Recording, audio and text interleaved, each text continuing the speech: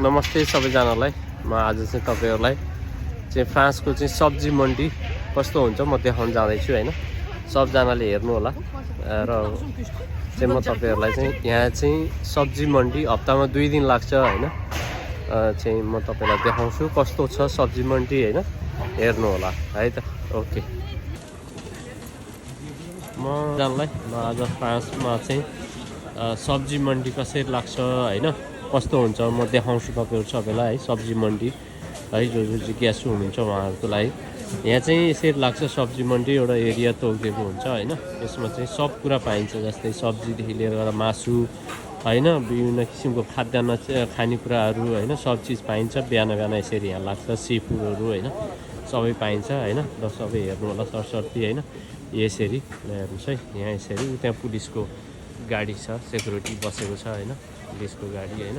यसरी चाहिँ यसरी यहाँ चाहिँ टक्क हैन। अनि त्यहाँबाट सब्जी चाहिँ यो सब्जी मन्डी हो। यसमा चाहिँ बिहान बिहान सबैजनाहरू सबै चिजहरू किन्छन् हैन। ल हेर्नुस् है सब्जी मन्डी म देखाउँछु सरसर्ती हेर्नु होला है। ल हेर्नुस् यहाँ चाहिँ किन्न आउँछौँ हामी हैन।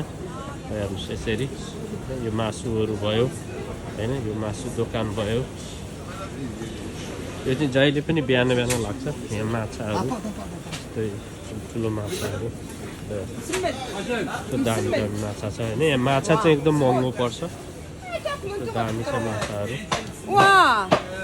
खसीको मासु हैन, माछा हेर्नुहोस् त्यो दामी माछा छ हैन। त्यस्तै गरी यहाँ सब्जीहरू पाउँछ यसरी यहाँ हैन। यो भर्खर सुरु भएको छ हैन, मान्छेहरू आउने क्रम जारी छ। भर्खर मान्छेहरू आउँदैछन् किन्नलाई हैन। यसरी हेर्नु हैन, यहाँ के किन्ने तपाईलाई जे पनि पाइन्छ, यी चाहिँ एभ्रिथिङ सबै चिजहरू पाइन्छ।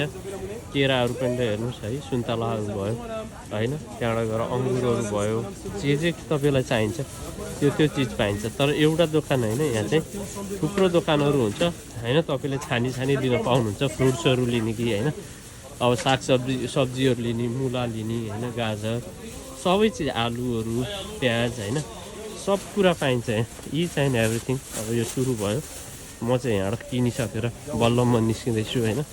ड्राई फ्रुटहरू मेवा समेत पाइन्छ यहाँ। हेर्नुहोस् मेवा हैन, मेवाको प्राइस हो यो। यसले पपैया भन्छ, महँगो पर्छ मेवा चाहिँ यहाँ हैन। यसरी यहाँ सुरु हुन्छ।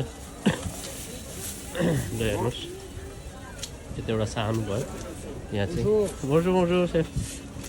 ल हेर्नुहोस् यहाँ यसरी धेरै ठुलो छ यो हैन, एकदमै ठुलो छ। हेर्नुहोस् कत्रो ठुलो छ हैन। अब यो चाहिँ बिस्तारै म देखाउँछु तपाईहरुलाई, हेर्नु होला हैन। यहाँ चाहिँ यसरी क्यामियोमा लोड गरेर ल्याउनु।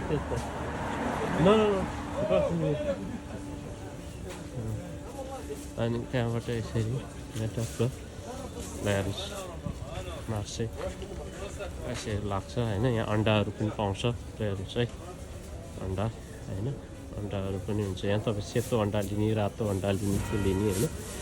सब्जीहरू यो सब्जी मन्डी हो हैन। यहाँ चाहिँ इच एन्ड एभ्रिथिङ पाउँछ, इच एन्ड एभ्रिथिङ हैन। अहिले म तपाईँलाई त्यहाँ माछा देखाएको थिएँ हैन।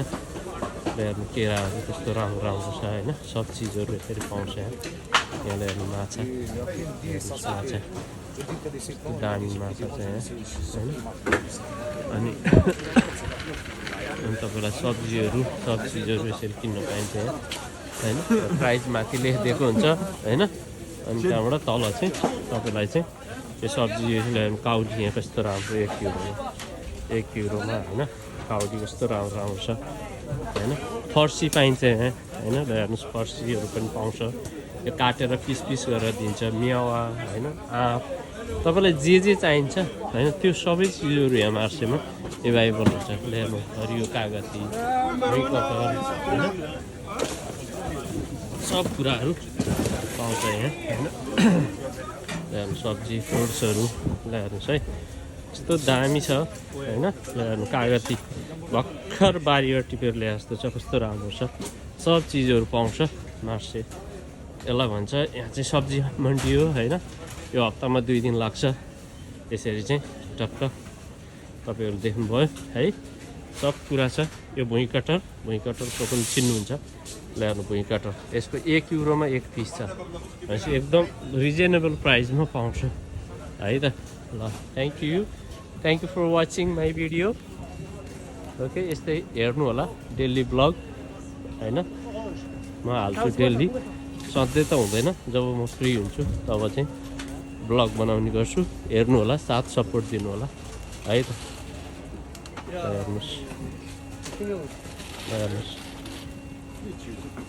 कति राम्रो छ यो चाहिँ हेर्नुहोस् यहाँ पोलेको मासु पनि पाइन्छ होइन पुरै सिँगै कुखुरा पोलेर यसरी बेच्न राख्छ यहाँ होइन सब चिजहरू पाइन्छ यहाँ यसरी पुलिसको गाडी बसेको हुन्छ सेक्युरिटीको लागि नगरपालिकाको गाडी होइन है त